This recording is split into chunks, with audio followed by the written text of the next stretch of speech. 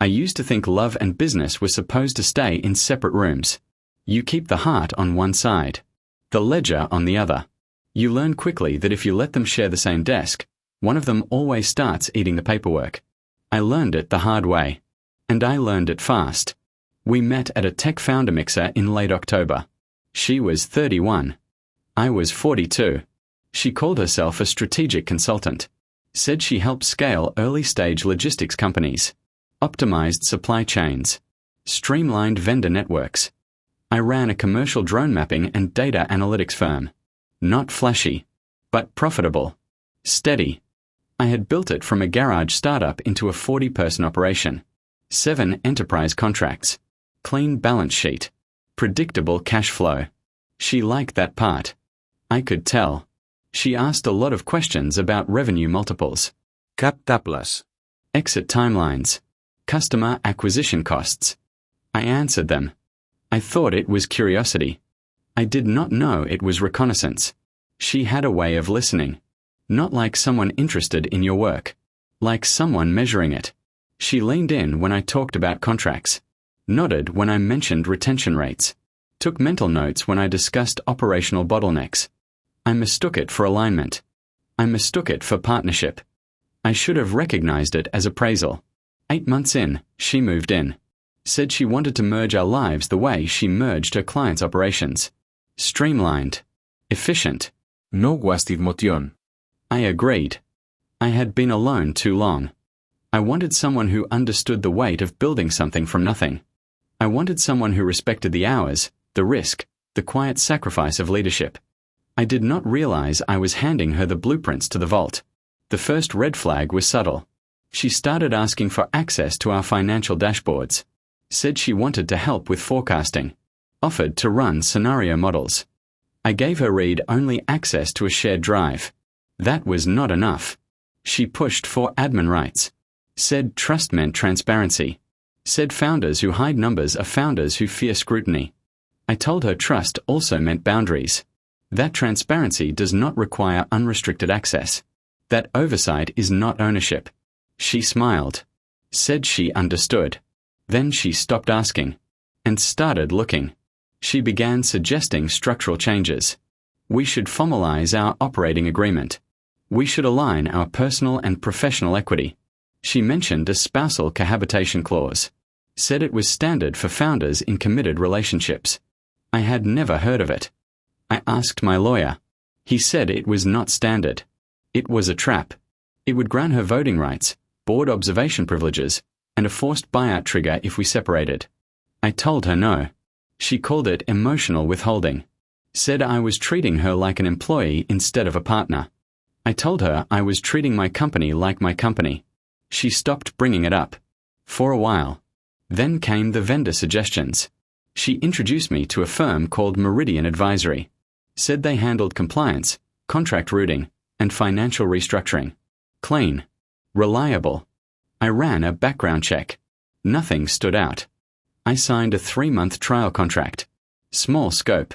Low risk. I thought it was a test. It was not. It was a foothold. The invoices started arriving on a Tuesday. $14,000 for advisory hours. 0 deliverables. I asked for the work product. She said it was internal restructuring. Said it required discretion. I let it slide. Not because I trusted it. Because I wanted to see where it led. She started attending team meetings. Not as a guest. As a participant. She offered opinions on project management. Suggested workflow adjustments. Recommended software upgrades. I let her speak. I watched her listen. I noticed how she tracked who agreed with her. Who hesitated. Who deferred. She was mapping the hierarchy. Not to understand it. To replace it. The shift happened gradually. Like pressure building in a sealed pipe. She started referring to the company as ours. Not in conversation. In emails. In calendar invites. In budget spreadsheets. She changed the branding on her personal stationery. Added my last name. Updated her LinkedIn to reflect a strategic partnership role. I did not correct it. I let it stand. Not out of ignorance. Out of patience. I needed to see the full shape of the plan before I moved to dismantle it. She began pushing for a formal equity alignment meeting. Said we were approaching the 18-month mark. Said the cohabitation trigger would activate automatically. Said we needed to sign the amendment before the fiscal year closed. I told her I would review it with counsel. She said counsel always slows progress. Said love should not require legal hesitation. I told her love does not override structure. She smiled. Said she admired my discipline. Said it was why she chose me. The word chose lingered. I filed it away. I started keeping a separate ledger. Not for taxes. For patterns. I logged her requests. Tracked her access times. Noted the frequency of her vendor communications. Cross-referenced her calendar with mine. Found overlaps I had not seen before. Lunch meetings with unknown contacts. Late-night calls she claimed were client emergencies. Weekend trips she said were industry conferences. I did not confront her. I documented. I hired a forensic IT specialist under a non-disclosure agreement. He installed passive monitoring on the company network. No keyloggers. No screen capture.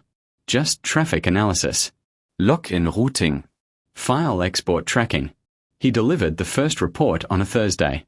She had accessed the financial portal at 2:14 in the morning on 6 separate occasions. Downloaded 3 investor reports.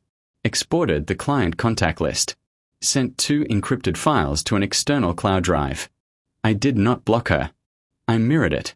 Set up a shadow directory. Fed her dummy data. Let her think she was winning.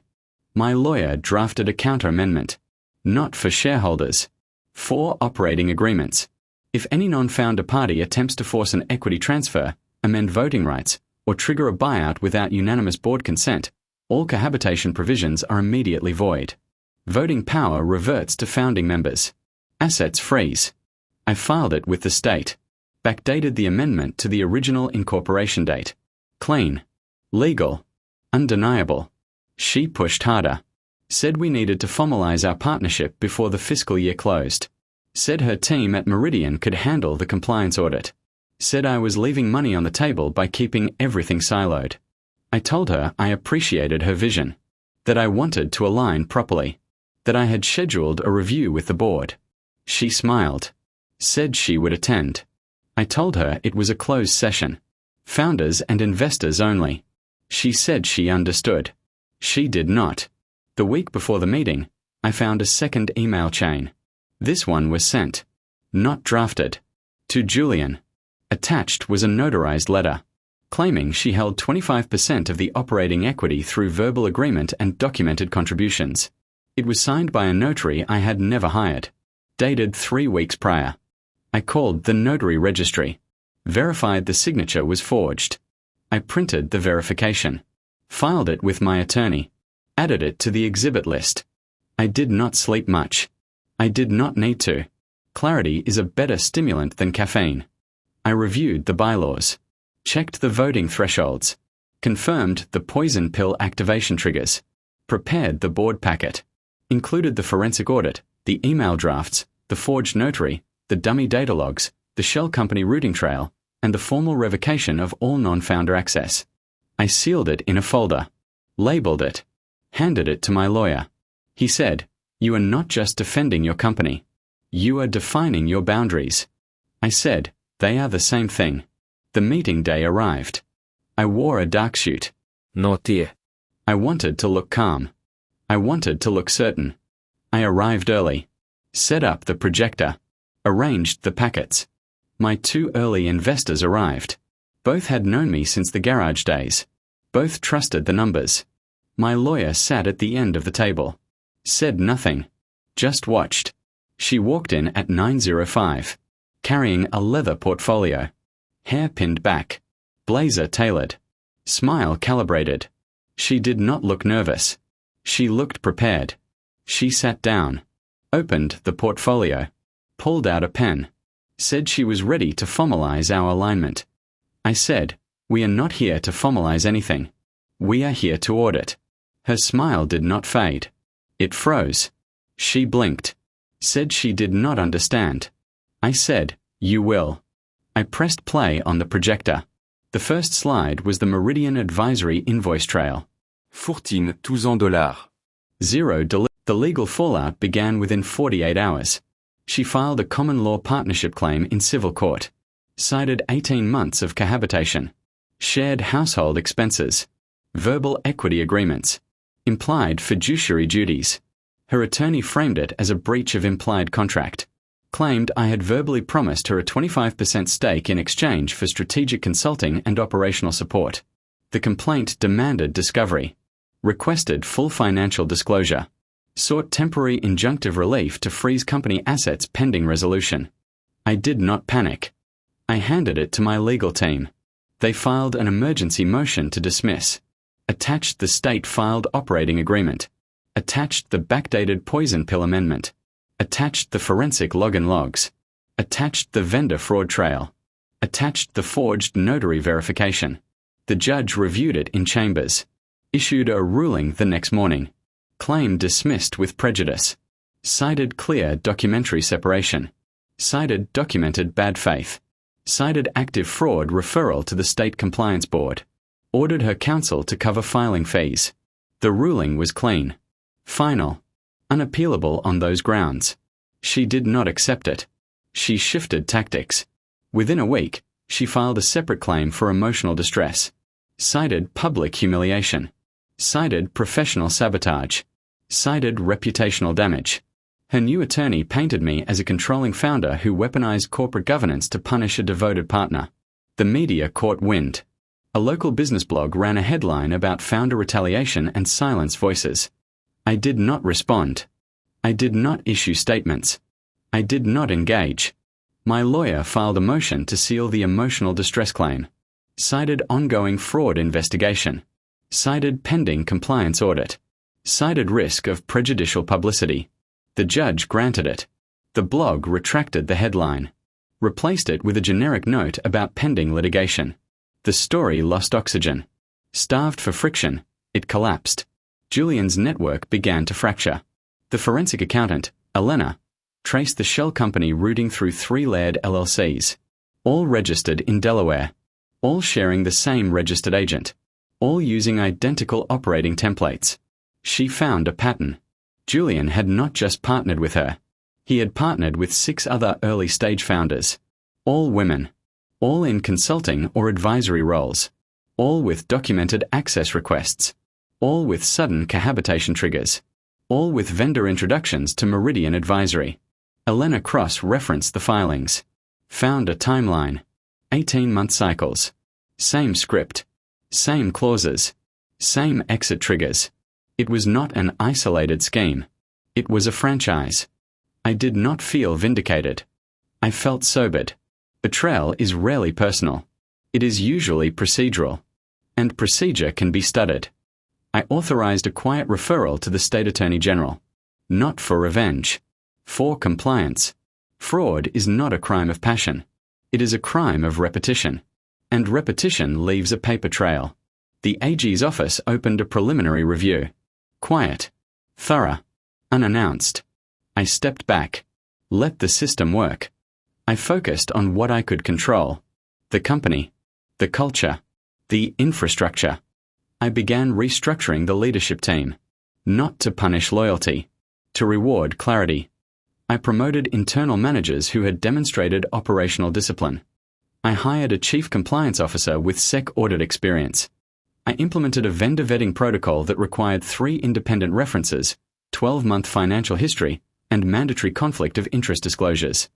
I did not build a fortress. I built a filter. Filters do not keep people out. They let the right people in. I also began rewriting our operating manual. Not for shareholders. For employees. I drafted clear guidelines on boundary maintenance. Defined the line between personal involvement and professional oversight. Established mandatory reporting channels for irregular access requests. Required dual authorization for all financial portal changes. I did not frame it as policy. I framed it as protection. Protection for the company. Protection for the team. Protection from the illusion that trust replaces structure. The team adapted. Not because they feared consequences. Because they appreciated clarity. Ambiguity breeds anxiety. Structure breeds confidence. I learned that leadership is not about charisma. It is about consistency. And consistency is the only currency that does not depreciate. I stopped working weekends. I stopped answering emails after 7. I stopped measuring success by hours logged. I started measuring it by outcomes delivered. I delegated more, trusted more, let go of the illusion that control equals security. Control is just delayed collapse. Security is built on transparency. I rebuilt my schedule. 6 a.m. wake, cold shower, black coffee, 6-mile walk, no phone, No podcast. just footsteps and breath. I learned to notice the rhythm of my own mind, how it defaults to threat assessment, how it scans for vulnerability, how it anticipates deception before it arrives. I did not try to erase it. I trained it. I turned hypervigilance into precision. I turned suspicion into due diligence. I turned grief into architecture. I bought a drafting table. Started sketching operational flowcharts. Not for the company. For myself. I mapped out decision trees. Boundary triggers. Response protocols. I treated my life like a business process. Not because I was cold. Because I was committed to never being caught off guard again. I learned that vulnerability without structure is just exposure. And exposure invites exploitation. I closed the gap. I also began repairing the personal damage. Not through therapy. Through routine. I established a strict morning protocol. 6 a.m. wake. Cold shower. Black coffee. 6-mile walk. No phone. No podcast. Just footsteps and breath. I learned to notice the rhythm of my own mind. How it defaults to threat assessment. How it scans for vulnerability. How it anticipates deception before it arrives. I did not try to erase it. I trained it. I turned hypervigilance into precision. I turned suspicion into due diligence. I turned grief into architecture. I bought a drafting table. Started sketching operational flowcharts. Not for the company. For myself. I mapped out decision trees.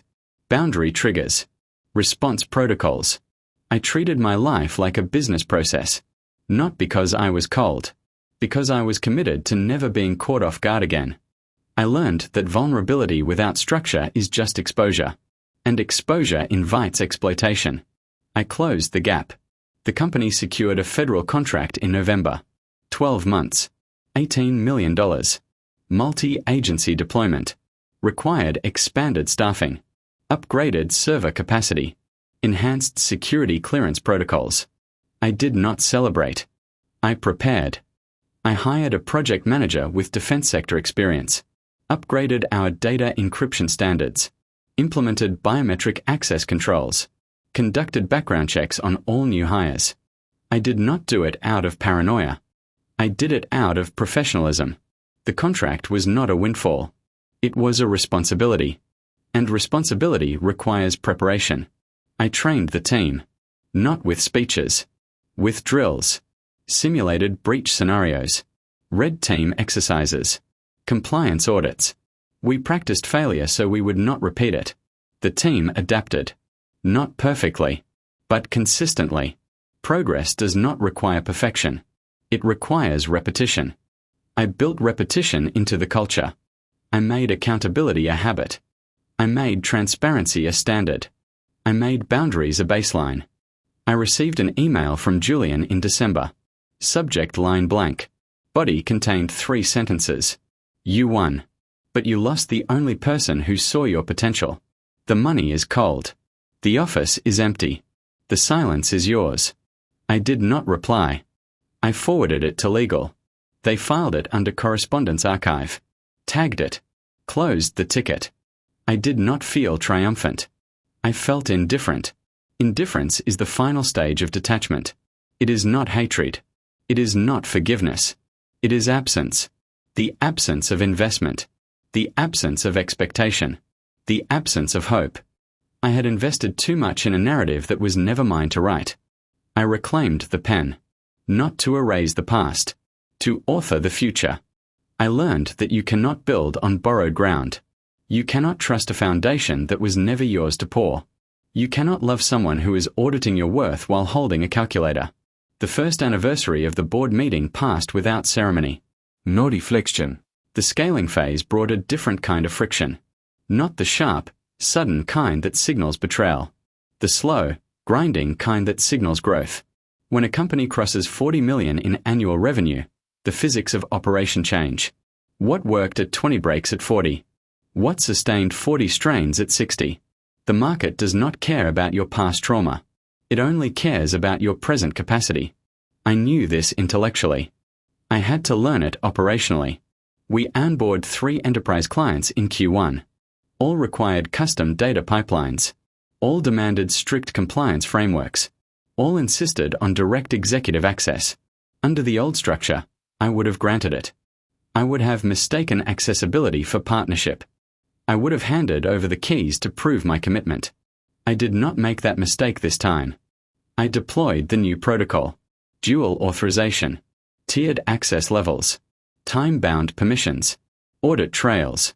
No exceptions. The first client pushed back.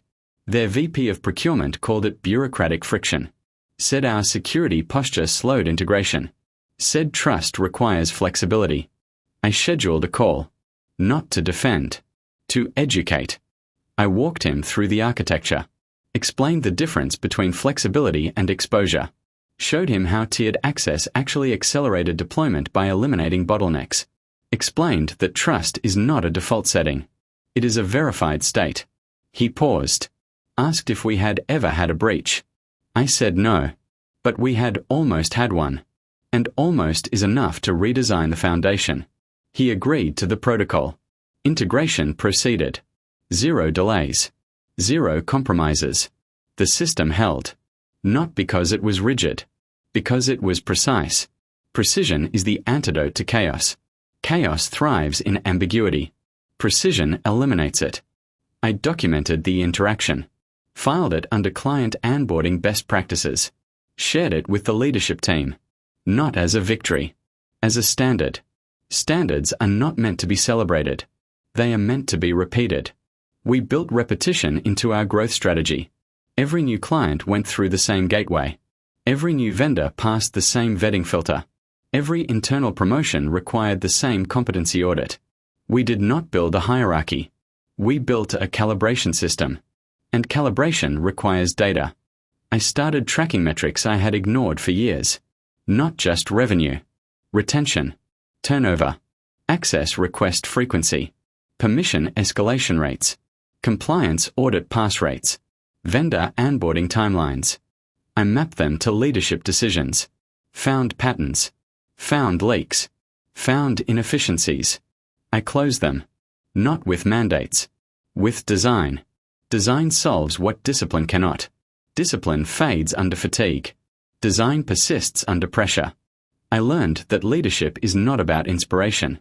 It is about infrastructure.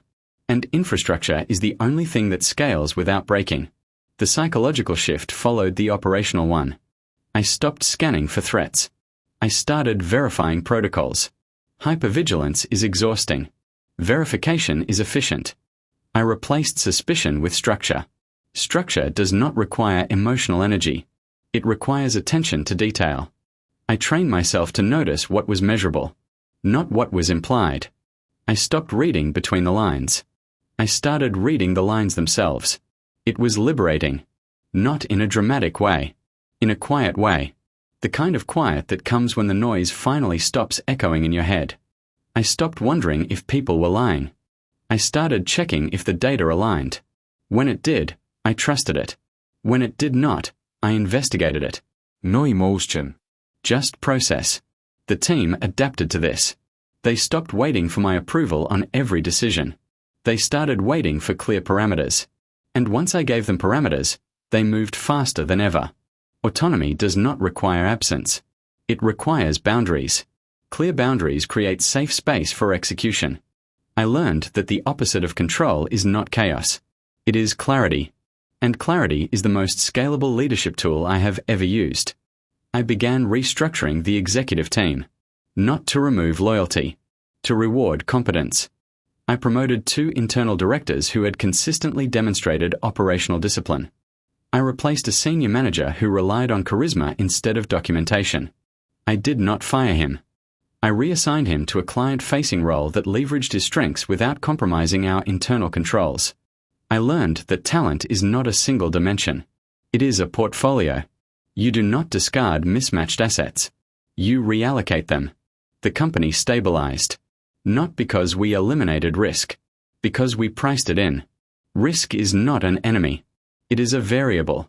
And variables can be managed. I hired a risk officer. Former military logistics. Former financial compliance. She did not care about office politics. She cared about failure points. She mapped them. Prioritized them. Mitigated them. I gave her direct reporting access to the board. Not to me. To the board. I decentralized oversight. I removed myself as the single point of failure. That was the most important structural change I made. Protection does not require centrality. It requires distribution. Distributed systems survive localized failure. Centralized systems collapse under it. I chose survival. The anniversary of the company founding arrived in late spring. 10 years since the garage. 10 years since the first server. 10 years since the first contract. I did not throw a party. I did not send a press release. I sat at my desk. Opened the original operating agreement. Read it line by line. Compared it to the current version. The differences were not just legal. They were philosophical. The original was built on optimism. The current was built on verification. Optimism assumes good intent. Verification assumes neutral intent. And neutral intent can be calibrated. Good intent cannot. I preferred calibration. I preferred certainty. I preferred knowing exactly how the machine worked. Because when you know how the machine works, you are not afraid of it breaking. You are prepared to fix it. And preparation is the opposite of fear. I walked through the office that afternoon. Not as a founder. As an observer. I watched the engineering team run a deployment cycle. Watched the sales team close a quarterly pipeline. Watched the compliance team audit a vendor file. No drama. No panique. Just rhythm. The kind of rhythm that comes from repetition. The kind of repetition that comes from structure. I did not feel proud. I felt aligned. Alignment is not an emotion. It is a state of function. And function is the highest form of success. I received a letter from a former investor in June. Not a formal notice. A personal note. He had heard rumors about the legal battles. About the shell companies. About the board meeting. He asked if I was okay. I wrote back. Not to vent. To clarify. I told him the company was stronger. I told me was clearer. I told him that betrayal does not destroy foundations. It reveals them. And revealed foundations can be reinforced. He replied with one line. I am glad you built walls that breathe. I filed it. Not as praise. As validation. Walls that breathe do not suffocate. They filter. And filtering is the essence of protection. I began mentoring a new cohort of founders. Not just early stage. Mid stage. Companies at the 20 to 50 million mark. The inflection point. Where growth outpaces governance. Where trust outpaces verification. Where emotion overrides architecture. I taught them the same lesson I learned. Not through theory. Through documentation. I showed them the red flags. The access requests. The cohabitation clauses. The shell routing. The email drafts. I did not dramatize it. I itemized it. I taught them that partnership is not about merging. It is about interfacing. Interfaces require protocols. Protocols require boundaries. Boundaries require enforcement. Enforcement requires consistency. Consistency requires discipline. And discipline is not a personality trait. It is a practice. I made it a practice. The company reached 58 million in Q3. We secured a second federal contract. Multi-year. Multi-region. Required international compliance frameworks. I did not panic. I prepared. I hired regional compliance leads. Implemented localized data sovereignty protocols. Established cross-border audit trails. I did not treat it as an expansion. I treated it as a test. A test of the architecture. A test of the culture. A test of the boundaries. It passed. Not perfectly, but consistently. And consistency compounds. I learned that compound growth is not just financial. The 5th year after the board meeting passed without announcement. It did not feel like a milestone. It felt like a baseline. Baselines are not celebrated. They are maintained. And maintenance, when executed correctly, becomes invisible. That is the goal. I want a life that does not require constant repair. I want a company that does not require heroic intervention. I want relationships that do not demand negotiation for basic respect. I stopped chasing intensity. I started cultivating consistency. Consistency does not make headlines. It makes history. History is not written by moments. It is written by patterns. And patterns are built through repetition.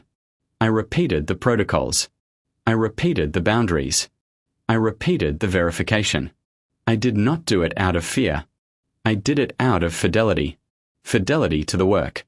Fidelity to the people who trusted me with their capital. Fidelity to the version of myself that refused to be rewritten by someone else's narrative. I learned that identity is not inherited. It is enforced. And enforcement requires structure. The company crossed 100 million in annual revenue by late autumn.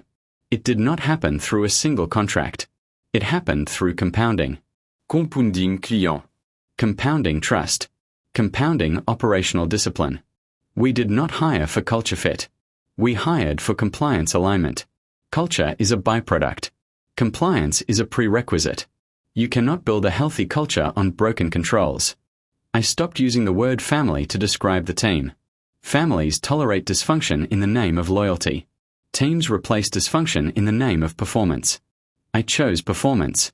Not because I was cold. Because I was responsible. Responsibility does not require sentiment. It requires accountability. And accountability requires documentation. I documented everything. Not to police. To protect. Protection is not control. It is clarity. And clarity scales. I scaled the company without scaling myself. I delegated authority. I distributed decision rights. I removed bottlenecks. I stopped being the bottleneck. That was the final structural adjustment. Leadership is not about presence. It is about architecture.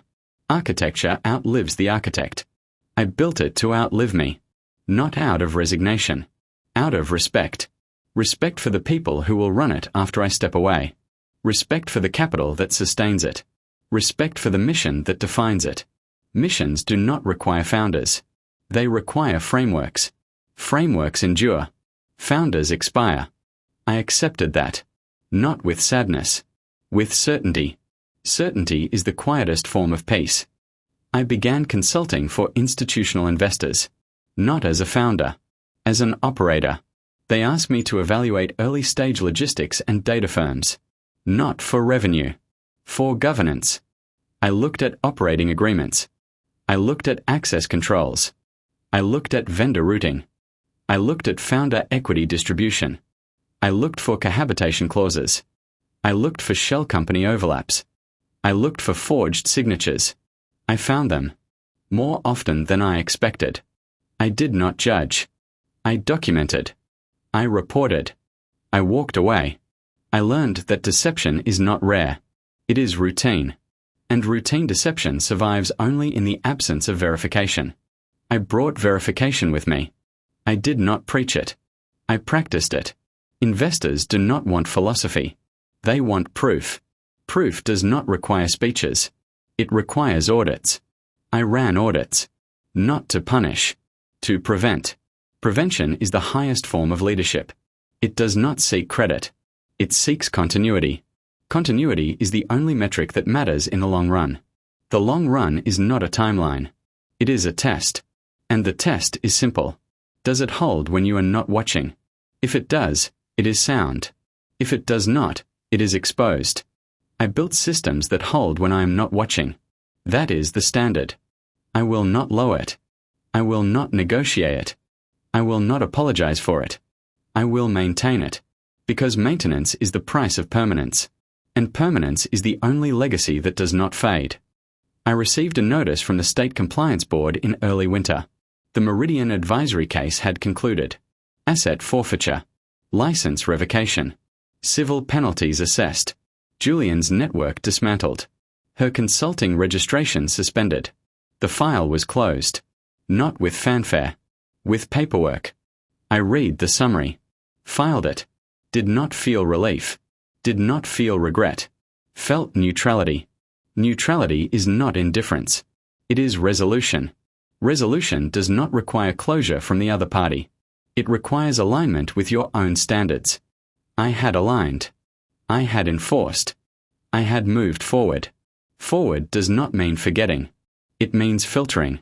And filtering is a continuous process. I filtered the past. I filtered the present. I filtered the future. I let only what met the standard pass. The rest stayed out. Not out of spite. Out of design. Design is the quietest form of power. It does not shout. It does not threaten. It simply excludes what does not fit. And exclusion, when applied correctly, is protection. I protected the company. I protected the team. I protected myself. Not by building walls. By building doors. Doors require keys. Keys require verification. Verification requires time. I gave it time. Time does not heal. Time reveals. And revealed truth requires action. I acted. Not with anger. With architecture. Architecture does not react. It responds. And response is measured. Measurement is control. Control is peace. I found it. Not in silence. In structure. Structure speaks in blueprints. Blueprints do not lie. They document. Documentation does not judge. It records. Records do not fade. They archive. I archived the lesson. Not in memory. In practice. Practice is the only form of knowledge that scales. I scaled it. I applied it. I lived it. I did not preach it. I did not perform it. I executed it. Execution is the final form of clarity. Clarity does not require explanation. It requires results. The results were clean. The results were quiet. The results were mine. I did not share them. I sustained them. Sustainability is not a goal. It is a condition. And conditions require maintenance. I maintained. I will continue to maintain. Not out of obligation. Out of ownership. Ownership is not possession. It is responsibility. And responsibility does not require validation. It requires consistency. I am consistent. I will remain consistent. Consistency compounds. Compounding outlasts emotion. Emotion fades. Structure remains. I chose structure. I will keep it. Not as a shield. As a foundation. Foundations do not ask for permission. They bear weight. I bear weight. I distribute it. I do not collapse. I adapt. Adaptation is not surrender. It is refinement. Refinement is the quiet work of longevity. Longevity does not require speed. It requires endurance. Endurance requires design. I designed it. I will maintain it. I will not rebuild it. I will refine it. Refinement is infinite. Infinity is not a destination. It is a direction. I am moving in it. Steadily. Precisely. Uninterrupted. The company operates now without my daily intervention. I attend board meetings. I review compliance reports. I approve capital allocations. I do not manage workflows. I do not monitor access. I do not audit vendors. The system does. I built it to. And it works. Not because I am perfect. Because the design is sound. Sound design does not require perfection. It requires redundancy. Redundancy prevents single-point failure. I removed single points. I installed redundancies. I tested them. I verified them. I documented them. The documentation lives in the cloud. The verification lives in the process. The process lives in the culture. The culture lives in the team. The team lives in the structure. The structure lives in the foundation. The foundation lives in the truth. The truth is simple. You do not hand keys to someone who is copying them. You do not sign amendments you have not read. You do not trust access you cannot revoke. You do not merge ledgers with people who are auditing your worth. You keep them separate. You lock the doors. You verify the credentials. You maintain the architecture. You do not apologize for it. You do not explain it. You execute it. Execution is the only language that matters. And I speak it fluently now. Not from training. From experience. Experience does not teach lessons. It installs protocols. Protocols do not require belief. They require compliance. I comply. I will continue to comply. Not with others. With myself. Self-compliance is the highest form of integrity. Integrity does not require witnesses. It requires consistency. I am consistent. I will remain consistent. Consistency outlasts betrayal. Betrayal is loud. Consistency is quiet. Quiet wins. Not in headlines. In longevity. Longevity is not measured in years. It is measured in cycles. Each cycle brings refinement. Each refinement brings stability. Each stability brings clarity. I have clarity. I will not lose it. I will not compromise it. I will not trade it for affection. Affection is temporary. Clarity is permanent. Chose permanent. I will keep it. Not as a weapon. As a standard. Standards do not negotiate. They hold. I hold. I will continue to hold. Not out of pride. Out of practice. Practice is the quiet engine of mastery. Mastery does not seek recognition. It seeks continuation. I continue. I will continue to continue. Not until I am tired. Until the architecture is complete. And completion is not an end. It is a state of function. Function is the highest form of freedom. Freedom does not require absence of responsibility. It requires presence of structure. I have structure. I have freedom. I have peace. Not the loud kind. The quiet kind. The kind that does not announce itself. The kind that simply exists. And existence, when built correctly, does not require defense. It requires maintenance. I maintain. I will continue to maintain. Not for them. For me. For the work. For the truth. For the blueprint. The blueprint is complete. The foundation is set. The architecture is sound. I will not rebuild it. I will maintain it. And maintenance, done correctly, is indistinguishable from permanence. I am done. I am clear. I am free. I will keep building. Quietly. Honestly. For me.